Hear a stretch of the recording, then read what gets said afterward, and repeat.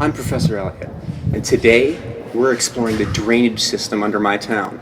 This is Adventure Club.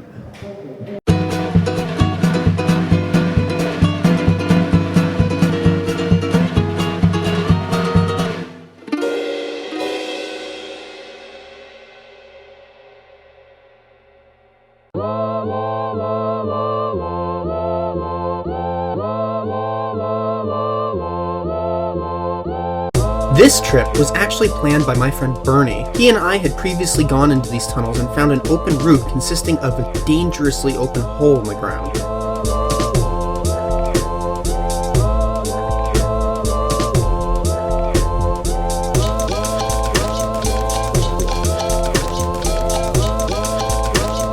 As soon as we were inside, Bernie broke out his tools and went to work.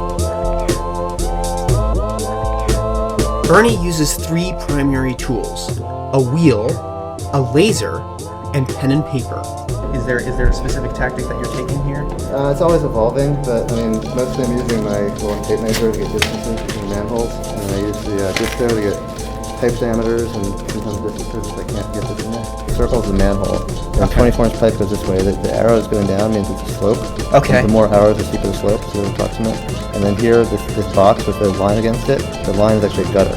Oh, okay. And then the 18 2 bars G, I mean 18-inch pipe across the street is a gutter. And I know because I can see the light from it. And it's about 68 feet from the manhole point to the gutter point. Oh, okay. I always measure from manhole points because on Google Earth when I make the maps, I'm tracing point to point from manholes. So this is all your own shorthand that you developed over time. Yep. That's awesome. 2.9 so 3 feet. When we got into the tunnel initially, Bernie took off down a smaller drain armed to take laser measurements. This was a smaller tunnel, but it came attached to a very large tunnel.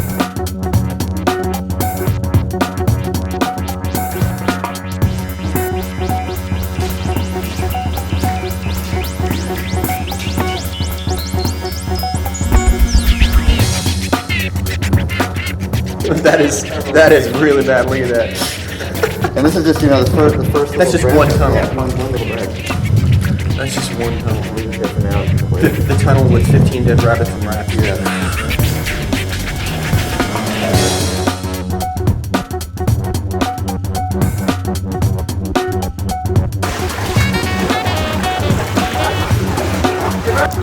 See, there's stuff that's stuck to the stuff that's sticking out here. It means the water got up to this point. At some point in time, the water level reached here. Yeah. I'd drown. We would both drown.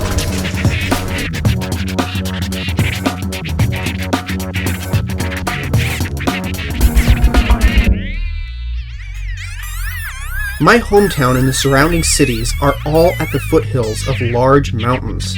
In 1969, there was a flood, and these tunnels did not exist yet. The area above our heads was flooded with up to 12 feet of water. Now, these tunnels are 12 feet tall and will greatly reduce the chance of flooding from rain. But it's not just rain that travels in these tunnels. So you can kind of see that there's stuff coming down from the street level here. Everything from that street drains into this tunnel. Now, this tunnel eventually will lead to the ocean. So all of this, everything from the street, from the trash to the water, all of it goes to the ocean. It's everything from the street level. Anything that goes into the street drains. From Deer Creek to Cucamonga Creek, into Santa Ana River, and finally past Huntington Beach. These tunnels are part of a huge system webbed across the entire valley, and they may need a little maintenance. We can see the rebar sticking through. It means that it probably wasn't properly sealed, either on the inside or the outside. Now, this is just kind of the first sign. It doesn't mean that this is going to come down. It's only going to, this has to get really bad for it to come down. The rebar would have to be showing on the entire ceiling. But right now, you can take a look. It just kind of comes apart. And because you can see it's kind of getting pushed out, it means that likely it's the water coming from the other side. The other side was properly sealed. You would think that since it's a drain, this is where all the waterway goes. You would think that the water from in here is causing it, but really the dirt that's pressed against the other side, it's got all that water on that side, it's trapped, and so it's pushing the water through the concrete.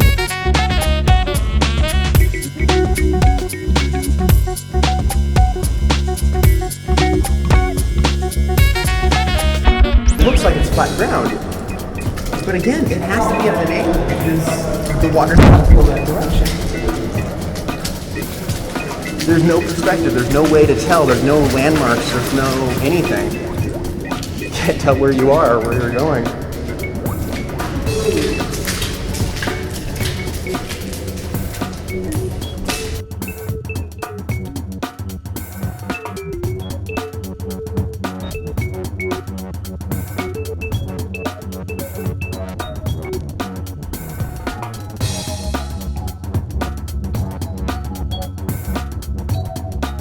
All right, Bernie, you catch up with the group. Okay. We'll see you later. We're definitely going to do more exploring. Awesome. Cool. Thanks again. Take care.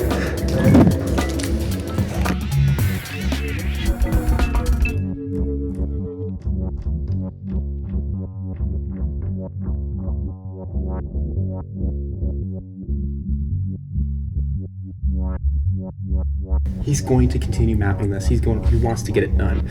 And I don't know how far this goes. It could go up to the foothills itself. So he's going to be here a while, a long while. But us, we got to get out of here.